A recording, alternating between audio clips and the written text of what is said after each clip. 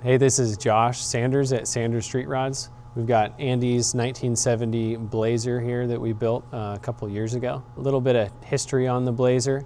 Andy bought it specifically for this project. He contacted us 5 or 6 years ago now, initially, when we started kind of the build plan.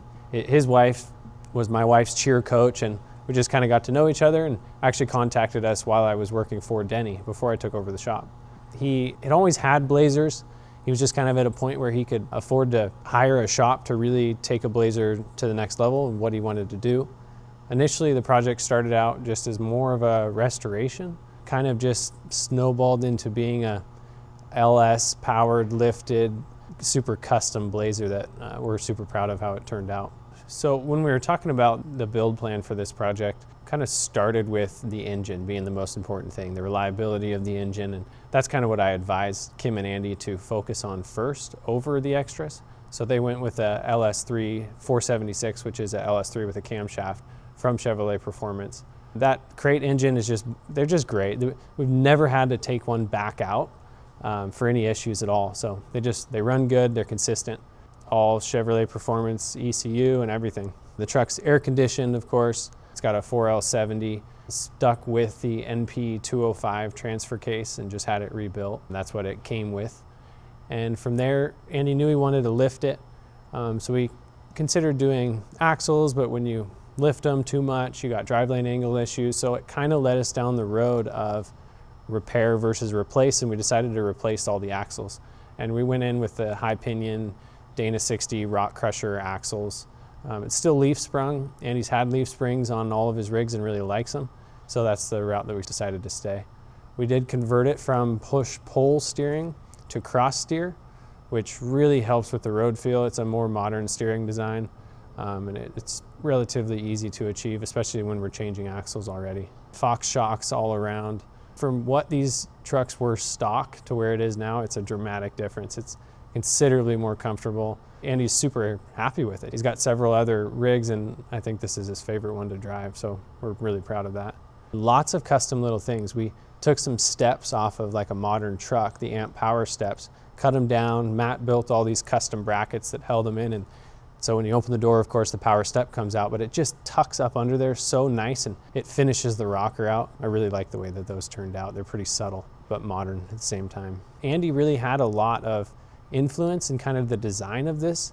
He's owned so many of them throughout his life that he kind of had some ideas that he wanted to see play out. So a lot of the influence is stuff that we came up with, a lot of the influences from Andy. So it was kind of a combination of the two of us picking things throughout the project and all the guys contributing along the way.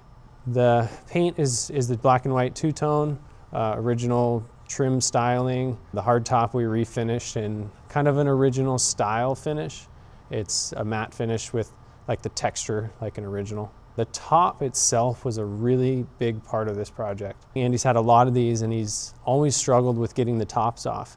They're incredibly heavy, they're awkward, especially when you go and lift one of these things. They get even more difficult to handle. So he approached us with basically the idea of using pins and latches, more like maybe a modern Bronco or something like that has for removing the top. And like we always do, we said, yeah, sure, we'll figure it out. So we took on that task, and Derek machined these pins and these receivers for it that we recessed into the bed sides and took some latches off of a convertible, cut into the top, built lifting system for it, a whole thing that goes into his garage. And one guy can for sure remove it, and two can install it by themselves. There's 2 or 3 nuts, and it's all pins and latches from there. Another thing that we did was the roll bar. It's an original or period roll bar that we modified.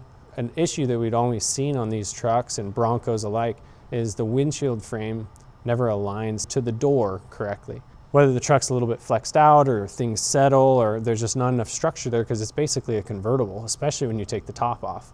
So we tied the roll bar directly into the windshield frame, which allows us to maintain a nice gap from the door to the windshield. It adds rigidity. We've actually had this thing flexed out in a skate park and opened and closed the doors with no issue at all, which blew me away. I thought for sure that would be the limit, but that's worked really well. So, and that gives us a nice place to put a handle. There's also a light bar that folds down and folds up when the top's on and off. That was Andy's design that turned out really cool. illuminated K5 logo and the roll bar on the side. All stuff Derek drew up and we had laser cut out by Send Cut Send. The whole upholstery was done by McFarland Upholstery. It's leather with carbon fiber inserts. It looks really good, it fits great. I built a sheet metal center console for it that's wrapped in leather by Jamie, and Derek machined bezels for all the switches that have plastic inserts that tie into the dash. The whole dash is, and that whole experience of sitting in the car and driving it is really nice and comfortable. That all ties into an original center console that we elevated a little bit so it actually works as an armrest.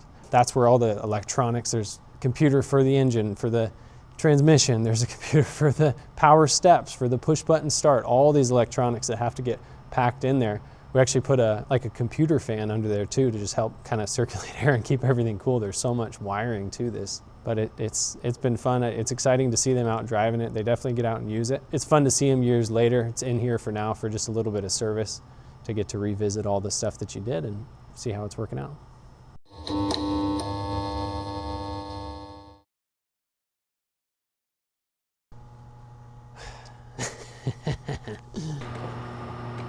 Details. I touched it once. Hold it for 3 seconds.